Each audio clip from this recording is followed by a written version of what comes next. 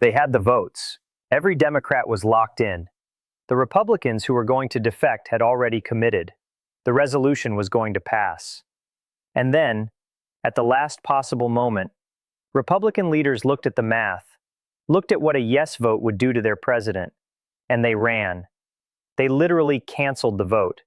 They pulled it from the floor of the United States House of Representatives and sent every member of Congress home for Memorial Day weekend, while American troops remain deployed in a war that has never once been authorized by the body whose entire constitutional purpose is to authorize wars. But here is the part that should make every American's blood run cold. When Congress returns on June 2nd, they cannot run again. The procedural clock has expired, the vote is coming, and nobody in Washington is ready for what happens next. Welcome to the most important constitutional crisis in a generation. Let me be absolutely direct with you from the very first moment of this video. What is unfolding in Washington right now is not a political disagreement. It is not a partisan fight.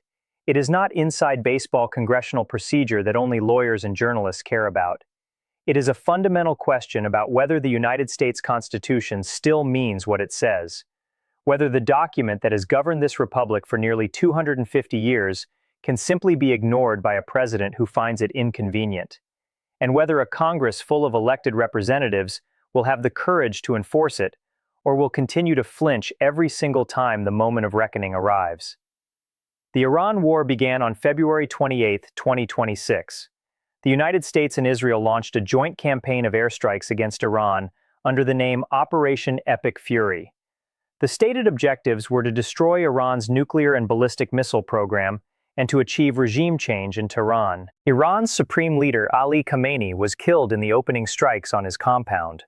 Thousands of Iranians died. 7 American service members were killed in the first 2 weeks alone. A fragile ceasefire was brokered in early April by Pakistan after weeks of intense fighting.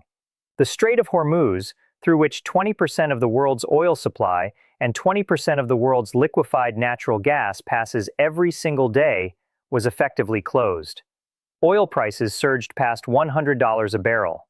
Gas prices at American pumps climbed from the $1.85 per gallon that Trump had celebrated the night before the war in his State of the Union address to $4.55 per gallon by May 2026, the national average.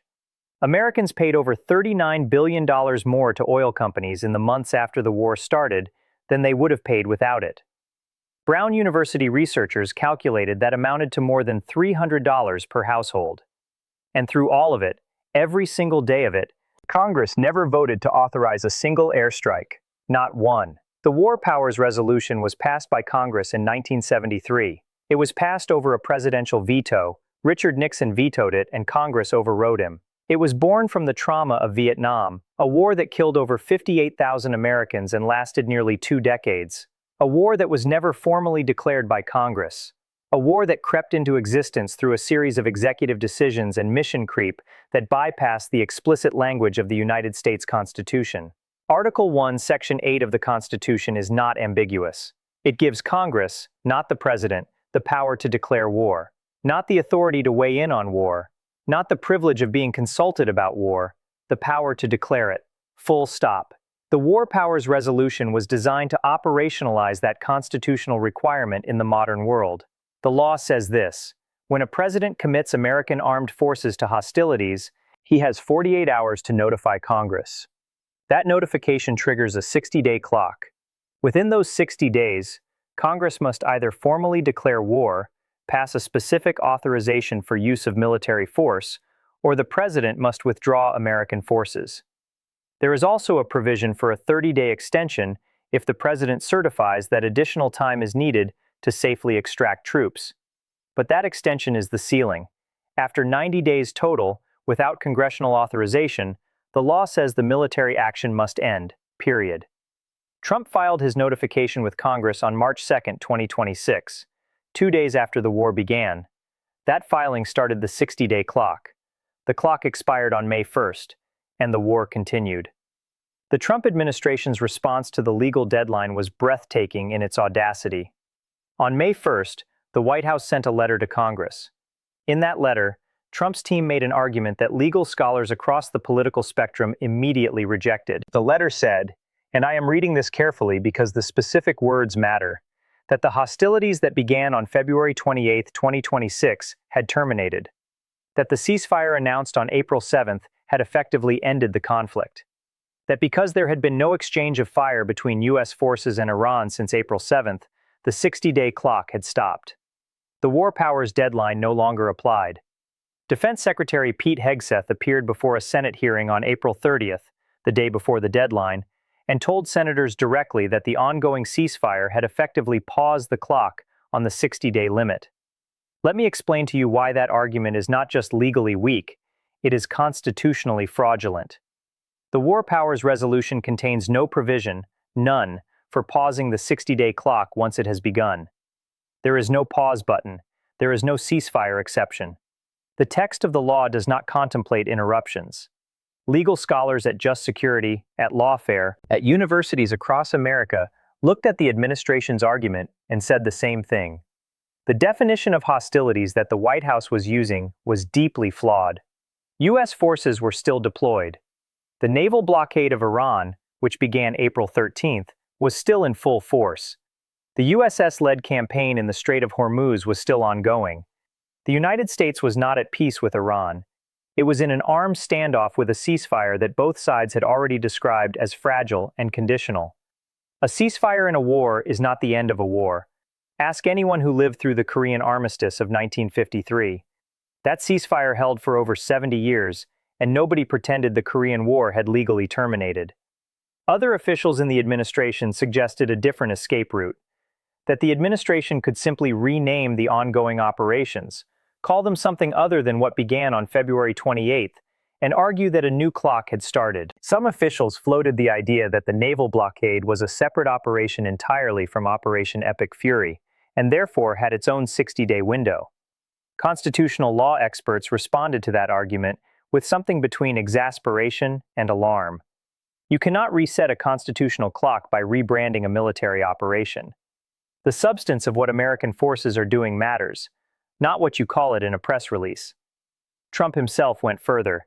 He told reporters in late April that requiring him to seek authorization from Congress for an armed conflict after 60 days would be, and these were his exact words, totally unconstitutional. This echoes the argument that Richard Nixon made in 1973 when he vetoed the War Powers Resolution in the first place. Nixon argued that the law unconstitutionally infringed on the president's authority as commander-in-chief. Congress overrode that veto. The law has been on the books for 53 years, and the Supreme Court in its 2012 decision in Zivotofsky versus Clinton made clear that questions about whether a president's actions violate a statute are emphatically the province and duty of the Judicial Department to decide. In other words, if Trump thinks the War Powers Resolution is unconstitutional, he can make that argument in court. He cannot simply declare it unconstitutional by posting on Truth Social and continue conducting a war. Now let us talk about what Congress actually did in the weeks leading up to the cancellation on May 21st, because the story of how this vote was avoided is a story of institutional cowardice playing out in real time on the floor of the United States Capitol. The first War Powers Resolution related to the Iran conflict was brought to a vote in the House on March 5, 2026. It failed. Republicans were unified. Democrats voted for it with only a handful of exceptions. The resolution went down. The White House exhaled. And then the war went on, and the costs started piling up. And the gas prices kept climbing. And the public polling started moving. By late March, 59% of Americans disapproved of the U.S. military strikes against Iran, according to a Reuters Ipsos poll conducted March 17th through 19th. A majority of Americans said the war was a bad use of taxpayer dollars. 61% of Americans, including 1 in 3 Republicans, said they would oppose the war if it raised gas prices. It had raised gas prices by 50 cents a gallon in just the first 2 weeks of the conflict, and climbing. The political math was changing, and Republican members of Congress could feel it.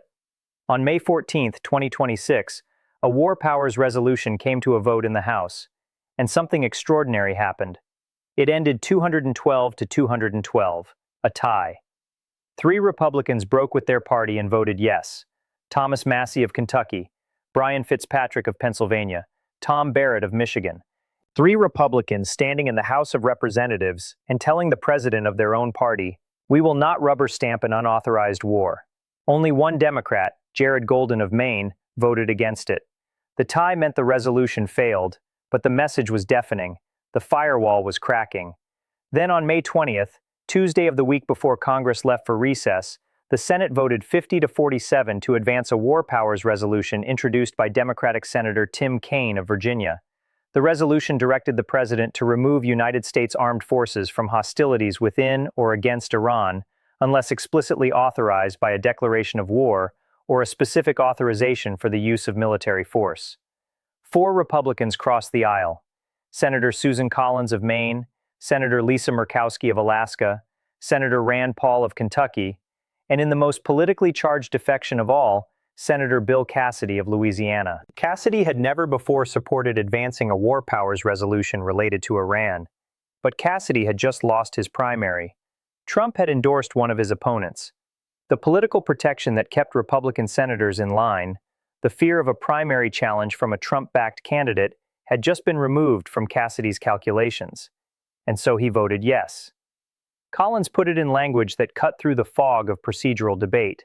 She said, "The Constitution gives Congress an essential role in decisions of war and peace, and the War Powers Act establishes a clear 60-day deadline for Congress to either authorize or end U.S. involvement in foreign hostilities. Further military action against Iran must have a clear mission, achievable goals, and a defined strategy for bringing the conflict to a close." A sitting Republican senator, saying that the Trump administration's war lacks a clear mission, achievable goals, and a defined exit strategy. That is not a Democratic talking point. That is a member of the president's own party reading the situation for exactly what it is. Three Republican senators did not vote that day: John Cornyn of Texas, Tom Tillis of North Carolina, Tommy Tuberville of Alabama. All three absent. If all three had been present and voted no, the result would have been 50-50 and failed. The outcome hung on attendance. And in the House, things were moving even faster. Representative Gregory Meeks of New York, the top Democrat on the House Foreign Affairs Committee, had been working the phones. He said publicly that he had the votes locked in. Every Democrat was on board.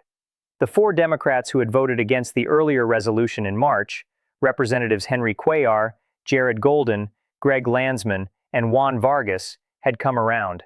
Greg Landsman put out a statement saying it was time to finish the operation in Iran, time to be done. The grassroots pressure on those four members had been enormous, and with the isolationist Republicans who had already demonstrated their willingness to defect, Massey, Fitzpatrick, Barrett, the math worked. House Concurrent Resolution 86 was placed on Majority Leader Steve Scalise's schedule for Thursday, May 21st. A vote was expected. Democrats arrived prepared. Republicans knew what the count looked like. And then, the vote was canceled. House Republican leader Steve Scalise told reporters the vote had been delayed to give lawmakers who were absent a chance to vote. Speaker Mike Johnson did not answer questions from reporters as he left the House chamber. He simply walked out.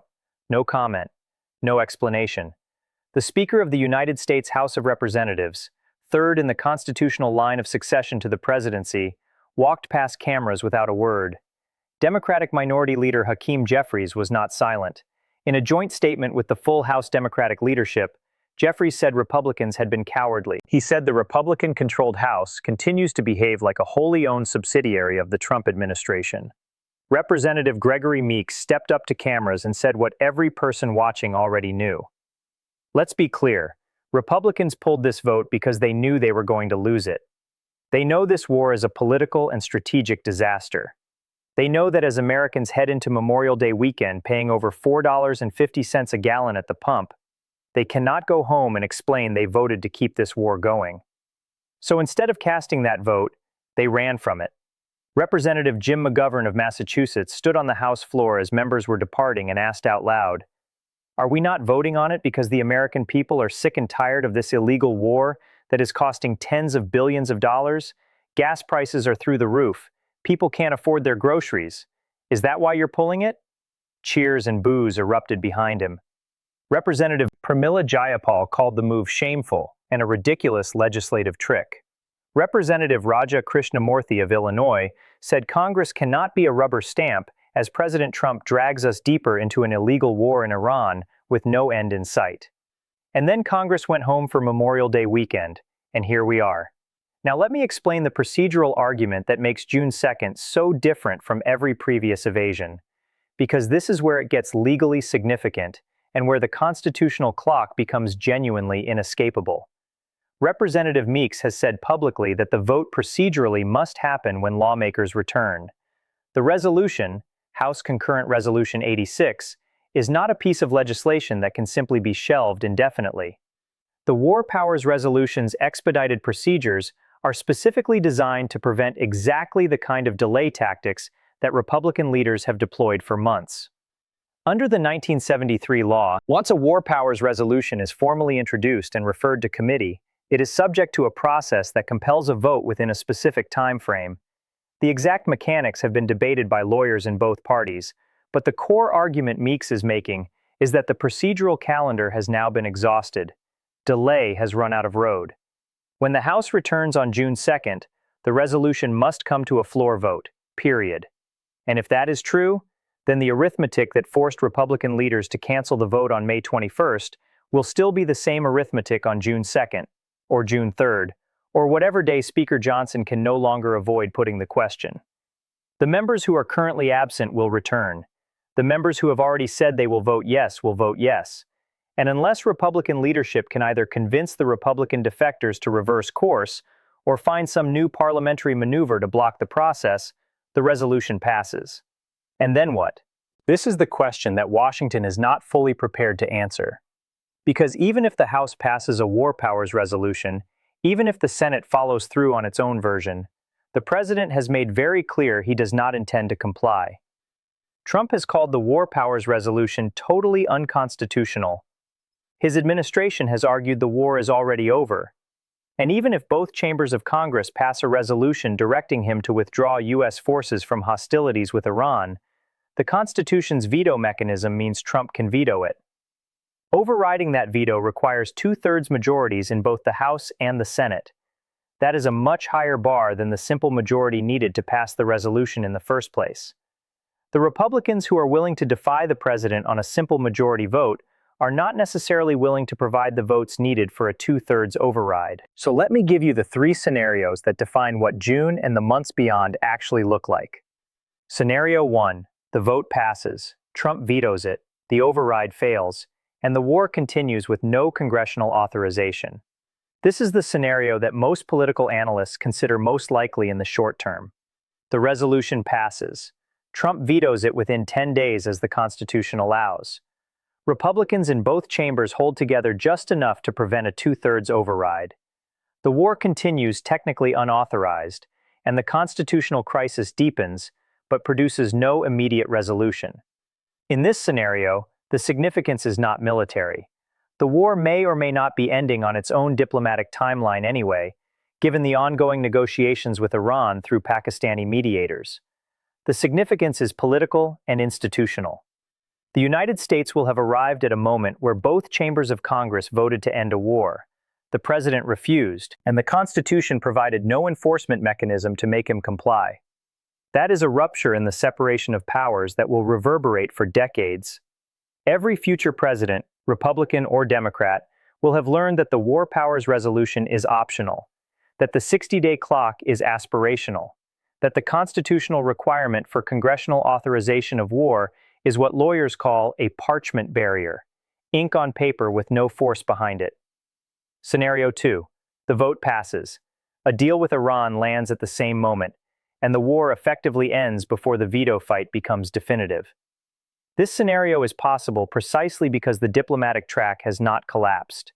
Secretary of State Marco Rubio declared on May 6th that Operation Epic Fury was concluded, and that what Washington sought now was a memorandum of understanding for future negotiations. Iranian Foreign Ministry spokesman Esmail Baghai explicitly said at that point, "At this stage, we do not have nuclear negotiations." Iran's proposal ran to 14 points and called for ending the war within 30 days, lifting the U.S. naval blockade, releasing frozen Iranian assets, paying reparations, removing sanctions, and establishing a new mechanism governing the Strait of Hormuz, with nuclear talks deferred to a later stage. Trump rejected the tolls element, publicly telling reporters he wanted the strait open and free and international, and that the United States had total control of the waterway. But the negotiations are alive. If a deal lands in early June, Trump can point to it and say the war is over, the resolution is moot, and the constitutional question becomes academic in the immediate term. Except it does not become academic at all, because the war was conducted for over 90 days without authorization, regardless of how it ends.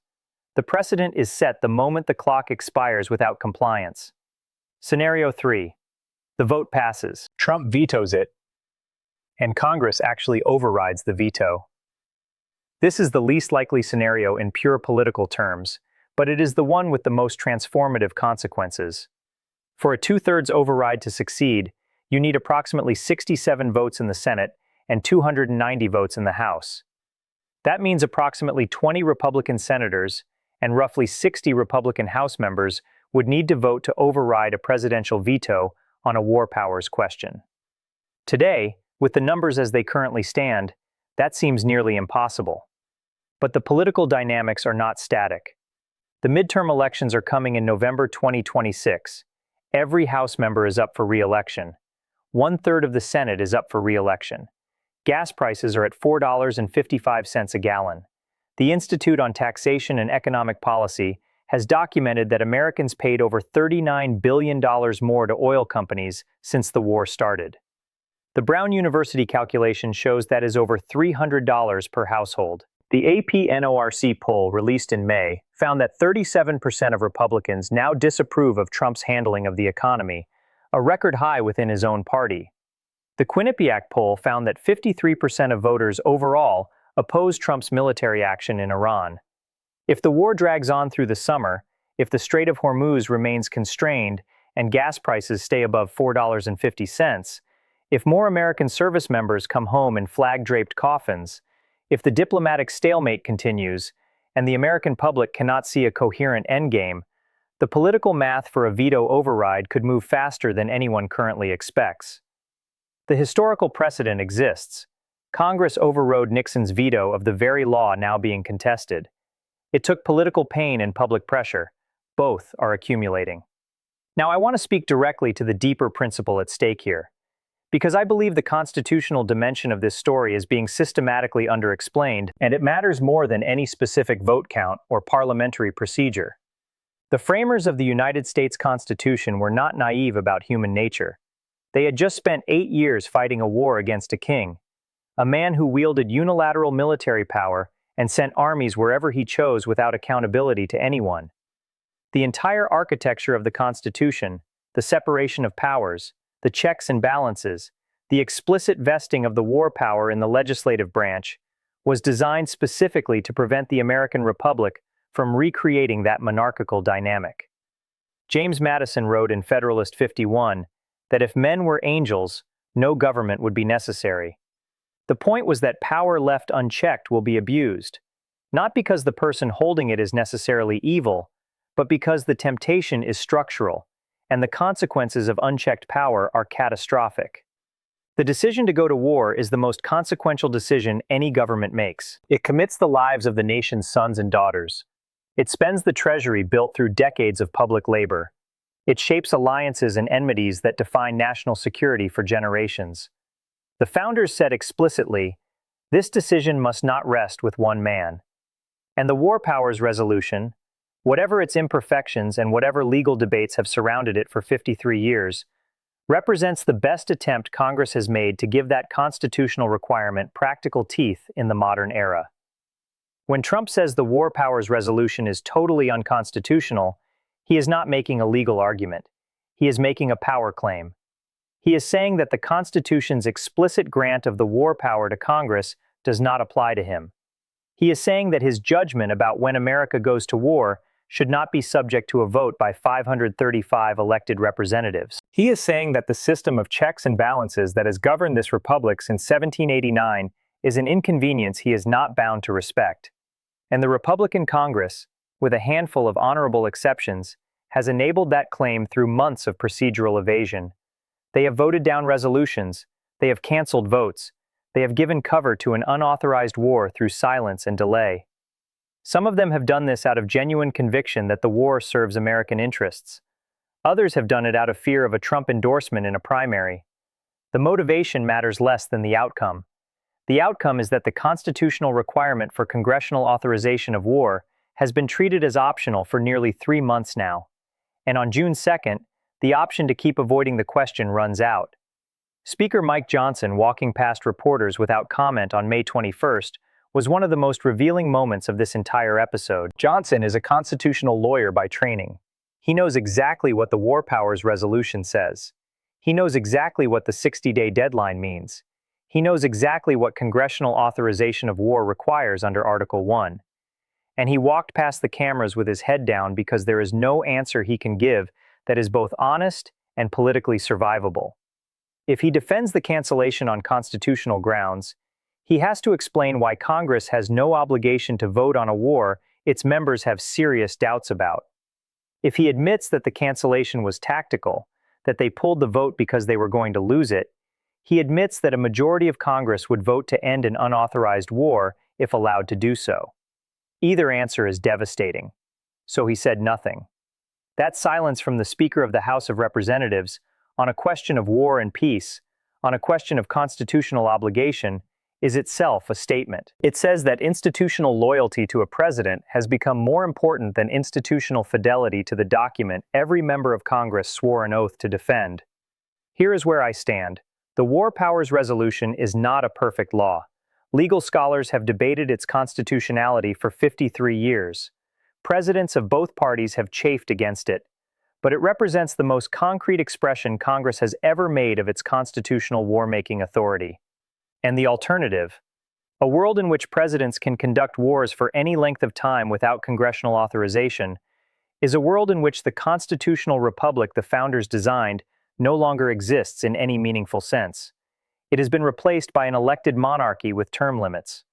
The senators and representatives who are willing to cross the aisle on this question, Collins, Murkowski, Paul, Cassidy in the Senate, Massey, Fitzpatrick, Barrett in the House, are not traitors to their party. They are members of a co-equal branch of government doing what that branch of government was designed to do. They are checking executive power. They are asserting the constitutional prerogative of the legislature. They may not be enough. The numbers may not add up. The veto may hold.